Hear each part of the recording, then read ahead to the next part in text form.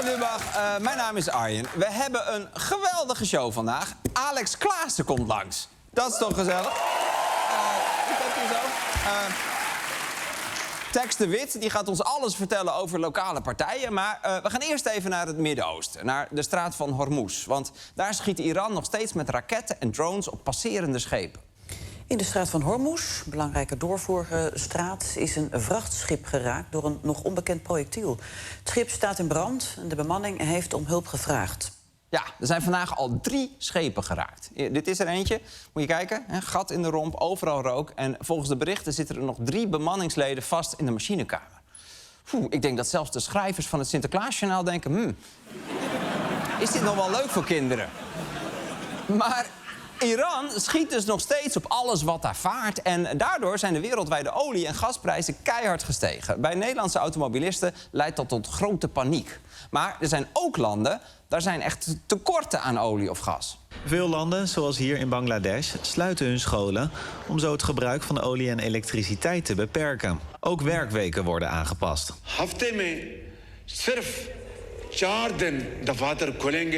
Een 4-daagse werkweek. Belachelijk. Ik vertel je daar meer over in onze show van vrijdag.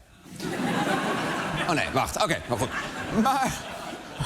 Maar wel heftig, toch? Wij leren op school, als het aanbod daalt, dan stijgt de prijs. Maar in Bangladesh weten ze, als het aanbod daalt, dan moet de hele fucking school dicht. Want dan is er geen gas meer. In elk geval, iedereen lijdt dus onder die hoge brandstofprijzen. Maar vanochtend was er ineens een lichtpuntje. De prijzen lijken iets te zakken. Niet veel, helaas. Ongeveer 1 cent per liter benzine. Maar ja, op een volle tank is dat toch weer 1 keer gratis pissen bij de Shell. En misschien gaan de prijzen wel nog een beetje zakken, want vandaag werd bekend dat we ons olienoodpakket gaan inzetten. Nederland gaat samen met 31 andere landen de oliereserves aanbreken. Met 400 miljoen vaten uit de noodvoorraad willen de landen rust brengen op de oliemarkt. Ja, blijkbaar heeft de wereld altijd een paar flessen olie op zolder staan. En deze week gaan we die dus aanbreken. We hebben in totaal genoeg reserves voor een maand of 3. Dus dat is fijn. En daarna kunnen we nog lampenolie maken van Peter Gillis. Maar dan is het echt op de pop. Dus het beste zou zijn voor ons en voor Bangladesh als er zo snel mogelijk weer schepen door die straat van Hormuz konden varen. En Trump heeft daarom gezegd dat de oorlog vrij snel weer voorbij kan zijn. Dat klinkt goed, maar toen zei Iran meteen... sorry, maar wij bepalen wanneer de oorlog stopt. Shit, Amerika en Iran zijn het oneens over wanneer de oorlog stopt. Als dat maar geen ruzie wordt.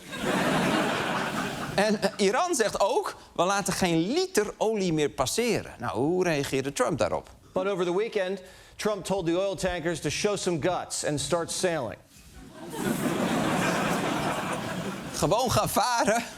Ja, je moet het gewoon durven. Het lijkt supereng om met 100 miljoen liter olie door een regen van drones en raketten te varen. Maar soms is het ook gewoon een kwestie van doen, hè? Gewoon doen. En dit lijkt krankzinnig, maar er zijn serieus schepen die het erop wagen. Er is bijvoorbeeld een Griekse reder, of Twix moet je tegenwoordig zeggen. Dat is al heel lang zo. Die zijn schepen gewoon door de straat van Hormuz stuurt. En hij gaat zelf niet mee, maar door de schaarste verdient hij nu wel ongeveer $500.000 per tanker per dag. Want ja, je kunt nu helemaal veel geld verdienen door andermans leven op het spel te zetten. Vraag maar aan Jonathan. Ja. Er zijn ook nog Chinese reders die het erop wagen, want Iran en China zijn vrienden, dus Chinese schepen worden met rust gelaten. Hopen ze. En als je op websites kijkt met GPS-gegevens van schepen, dan zie je dat ze in plaats van hun bestemming hebben ingevuld China owner en crew. Of gewoon China owner all Chinese. Beetje zoals ik onder de rivieren altijd mijn PSV-shirtje aantrek. En mijn worstenbroodjesbroek. Uiteraard. Ik kom hier ook vandaan, hè? Hey. Nijmegen de gekste!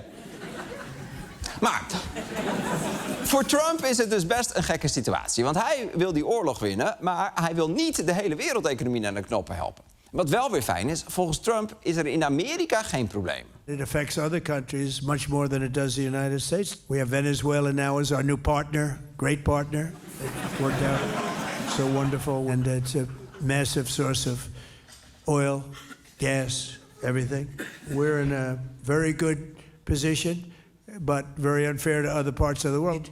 Ja, dit is vooral oneerlijk voor landen die niet president Maduro hebben ontvoerd. Al moet ik zeggen, Luxemburg, jullie hadden hem ook gewoon kunnen pakken, hè? Heb je niet gedaan. Eigen schuld, dikke bult. Oké, nou, voorlopig is het daar dus niet veilig. Dus ik hoop maar dat er... Wat zeg je?